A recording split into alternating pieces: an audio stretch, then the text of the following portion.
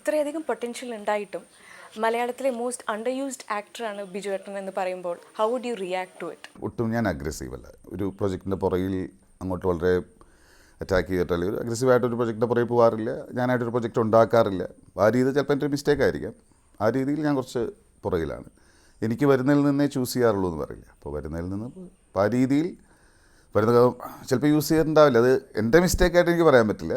ഇനി മറ്റുള്ളവർ തിരിച്ചറിഞ്ഞിട്ടുണ്ടാവില്ല എന്ന്. പക്ഷേ ആസ് ഇറ്റ് ഈസ് ഞാൻ കംഫർട്ടബിളാണ്. ഞാൻ വളരെയധികം സാറ്റിസ്ഫൈഡ് ആണ്. അത്രയും എനിക്ക് പറയാൻ പറ്റും. ഏത് തരം ക്യാരക്ടേഴ്സ് ചെയ്യാനാണ് ഇഷ്ടം? എക്സെൻട്രിക് ആയ ക്യാരക്ടേഴ്സാണോ വളരെ നോർമലായിട്ടുള്ള ചെയ്യാനാണോ ഇഷ്ടം? നോർമലി ഞാൻ ഇഷ്ടപ്പെടുന്ന പെർഫോം ചെയ്യാൻ സ്കോപ്പുള്ള, അപ്പോൾ ഇത് whether it is negative or positive, perform ചെയ്യാൻ സ്കോപ്പുള്ള ക്യാരക്ടേഴ്സ് ചെയ്യുക എന്നുള്ളതാണ് ആദ്യം മുതൽ ഞാൻ ചെയ്യുന്ന എൻ്റെ ഒരു പോളിസി എന്ന് പറഞ്ഞാൽ.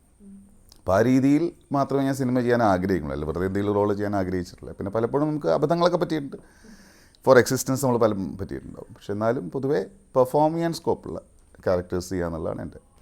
ഇപ്പോൾ ഇത്രയും നേരം കൊണ്ടുള്ള ഇൻട്രാക്ഷനിൽ ഞാൻ നോട്ടീസ് ചെയ്ത ഒരു കാര്യം, ബിജു ഏട്ടൻ ഭയങ്കര ഇമ്പൾസീവ് ആണ്.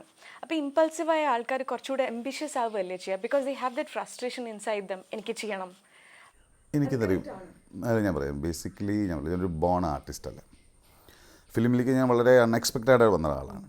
അപ്പോൾ ആ രീതിയിൽ എനിക്ക് പറയില്ല, ഓരോ ഫിലിമും നമ്മൾ ഓരോ പഠിക്കുക എന്ന് പറയില്ല. അപ്പോൾ ഒരു കഥാപാത്രം ഒരാൾ പറയുമ്പോൾ എനിക്ക് ചെയ്യാൻ പറ്റുമെന്നൊരു ധാരണ എനിക്ക് മുൻധാരണയില്ല. അതുകൊണ്ട് പിന്നെ ഒരു കഥാപാത്രം ചെയ്യണമെന്നൊന്നും എനിക്ക് മനസ്സിൽ കൊണ്ടുകിടക്കാത്തതിൻ്റെ കാരണം എനിക്കത് ചെയ്യാൻ പറ്റുമെന്നുള്ളൊരു ധാരണ എനിക്ക് തന്നെ ഇല്ല.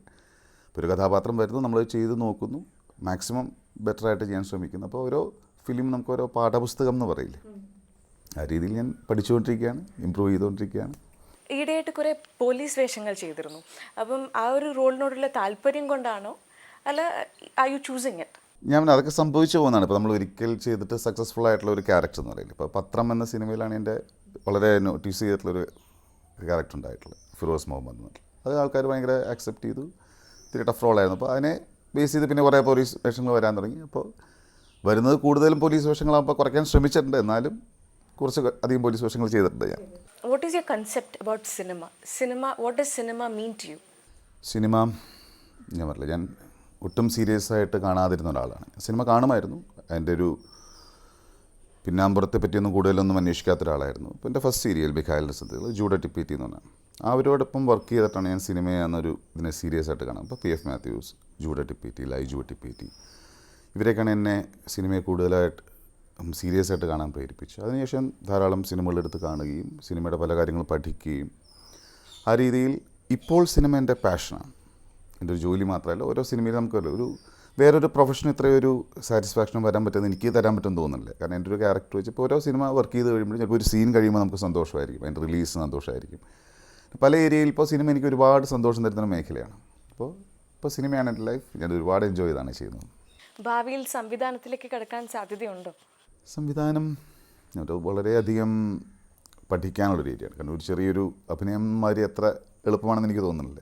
കാരണം ഒരുപാട് മേഖലകളുണ്ട് അതിന് പഠിക്കാൻ. എൻ്റെ പ്രീ പ്രൊഡക്ഷൻ തൊട്ട് പോസ്റ്റ് പ്രൊഡക്ഷൻ ഒരുപാട് ഏരിയകളുണ്ട്. അപ്പോൾ കുറേ പഠിക്കാൻ അത് നമ്മൾ പഠിച്ചിട്ടില്ല.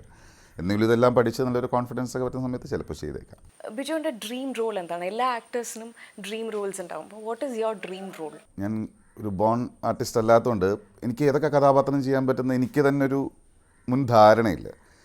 അപ്പോൾ അങ്ങനെ ഒന്നും ഞാൻ മനസ്സിൽ കൊണ്ട് നടക്കില്ല. ഇതിനൊരു കഥാപാത്രം ചെയ്യണം എന്നൊരു കഥാപാത്രം മനസ്സിൽ കൊണ്ട് നടക്കുന്നില്ല. എന്നാലും പല സിനിമകൾ നമ്മൾ കാണുമ്പോൾ ചിലപ്പോൾ ഈ കഥാപാത്രം നമുക്ക് ചെയ്യാൻ പറ്റിയേക്കും എന്നുള്ള രീതിയിൽ കുറച്ച് കഥാപാത്രങ്ങൾ മനസ്സിൽ വെച്ചിട്ടുണ്ട്. പക്ഷേ അത് റിവീൽ ചെയ്യാൻ പറ്റില്ല തൽക്കാലം. Who is your favorite co-star, co-actor and co-actress? നമ്മൾ ആസ് ഇറ്റ് ഇസ് എൻ്റെ ഒരു നേച്ചർ ഞാൻ വളരെ ഫ്രണ്ട്ലിയാണ് എല്ലാവരോടും. തിരിച്ചും എല്ലാവരും എൻ്റെ അടുത്ത് വളരെ ഫ്രണ്ട്ലിയാണ്. ആ രീതിയിൽ വർക്ക് ചെയ്യാൻ എല്ലാവരുമായിട്ടും വർക്ക് ചെയ്യാൻ വെരി ഫ്രാങ്ക്ലി വളരെ ഇഷ്ടമാണ് എനിക്ക്. ഈ സിനിമ ഷൂട്ടിങ്ങിന് പോകാൻ നമ്മൾ സംയുക്ത എപ്പോഴും പറയും, ബിജു ഭയങ്കര സന്തോഷം, ഇത്രയും സന്തോഷം വേറെ ഇല്ല പറയും. ആ രീതിയിൽ ഷൂട്ടിങ് എനിക്ക് ഭയങ്കര ഇഷ്ടമാണ്. എല്ലാവരും കൂടെ വർക്ക് ചെയ്യാൻ വളരെ ഇഷ്ടമാണ്. പേഴ്സണലി ബിജു ഏട്ടൻ എങ്ങനെയാണ്? Are you a very strong person? Personally Biju മേനോനെ ഒന്ന് ഡിസ്ക്രൈബ് ചെയ്യാൻ പറ്റുമോ? എന്താ തോന്നിയത്? ഇപ്പോൾ ആൾക്കാർക്ക് പലർക്കും എന്നെപ്പറ്റി ഞാൻ വളരെ സീരിയസ് ക്യാരക്ടറാണെന്നൊരു ധാരണ ആൾക്കാർക്കുണ്ട്. അതുകൊണ്ട് പലരും അയ്യോ അയാൾ ഭയങ്കര ടഫാണ് ആ രീതിയിൽ പലരും തോന്നാറുണ്ട്. പക്ഷേ ബേസിക്കലി ഞാൻ വളരെ സോഫ്റ്റ് നേച്ചറാണ്. വന്ന് എൻ്റെ അടുത്ത് സംസാരിച്ച് കഴിയുമ്പോഴേ ആൾക്കാർക്ക് അറിയുള്ളൂ. പക്ഷേ ഞാൻ ചെയ്ത കഥാപാത്രങ്ങളിലൂടെയോ അല്ലെങ്കിൽ എൻ്റെ ഒരു അപ്പിയറൻസിലോ ആൾക്കാർക്ക് തോന്നി ഭയങ്കര ടഫാണെന്ന് തോന്നും. പക്ഷെ അത്ര ടഫൊന്നുമല്ല. മനസ്സിലായില്ലേ? അത്രേ ഉള്ളൂ. പ്രശ്നങ്ങൾ വരുമ്പോൾ എങ്ങനെയാണ് ഡീൽ ചെയ്യാറ്? എവിടെ നിന്ന് ആ ഒരു സ്ട്രെങ്ത് കിട്ടാറ്? എൻ്റെ അച്ഛൻ ഞാൻ പറയുകയാണെങ്കിൽ അച്ഛനാണ് എൻ്റെ ഒരു മാസ്റ്റർ എന്നേ പറയാം. അച്ഛൻ പ്രശ്നങ്ങളെല്ലാം വളരെ നിസ്സാരമായി കണ്ടിട്ടുള്ള ആളാണ് എൻ്റെ അച്ഛൻ. കാരണം ലൈഫിൽ ഒരുപാട് സ്ട്രഗിൾ ചെയ്തിട്ടുണ്ട്, ഒരുപാട് പ്രശ്നങ്ങളൊക്കെ ഫേസ് ചെയ്തിട്ടുള്ള ആളാണ്. അച്ഛൻ പോലീസ് ഓഫീസറായിരുന്നു. അപ്പം അച്ഛനിൽ നിന്നാണ് ഞാൻ പല കാര്യങ്ങളും പഠിച്ചിട്ടുള്ളതെന്ന് പറയാം. ആ രീതിയിൽ ഞാൻ വളരെ കൂളാണ്. ഇപ്പോൾ ഞാൻ ഒട്ടും അംബീഷ്യസ് അല്ല എന്ന് പറയാം. ലൈഫിനെ വളരെ കൂളായിട്ട് കാണുന്ന ഒരാളാണ്. അപ്പോൾ പ്രശ്നങ്ങളും ഞാൻ ആ രീതിയിൽ ഫേസ് ചെയ്യുള്ളൂ. അതപ്പോൾ സംയുക്തമായാലും ഞാൻ ഒരു ആറ്റിറ്റ്യൂഡാണ് ഞങ്ങളുടെ എല്ലാം. അത് ഉള്ളൊരു മൊമെൻറ്റ് നമ്മൾ നല്ല രീതിയിൽ എൻജോയ് ചെയ്ത് സന്തോഷിച്ചു. കാരണം ഭയങ്കര ആഗ്രഹങ്ങളിലേക്കും സംഭവങ്ങളിലേക്കൊക്കെ പോകുമ്പോഴാണ് നമ്മൾ അത് കിട്ടാതെ വരുമ്പോഴൊക്കെ ഉണ്ടാകുന്ന ടെൻഷനും ഫ്രസ്ട്രേഷനും ഒക്കെ ഉണ്ടാവും. അപ്പോൾ നമ്മുടെ ആഗ്രഹം ലിമിറ്റ് ചെയ്യുക ഉള്ളതിനെ പിന്നെ വരുന്ന പ്രശ്നങ്ങൾ ഫേസ് ചെയ്യാതെ പറ്റില്ല. മാക്സിമം നമ്മളെ കൊണ്ട് പറ്റുന്ന രീതിയിൽ കൂളായിട്ട് ഫേസ് ചെയ്യാൻ നോക്കും.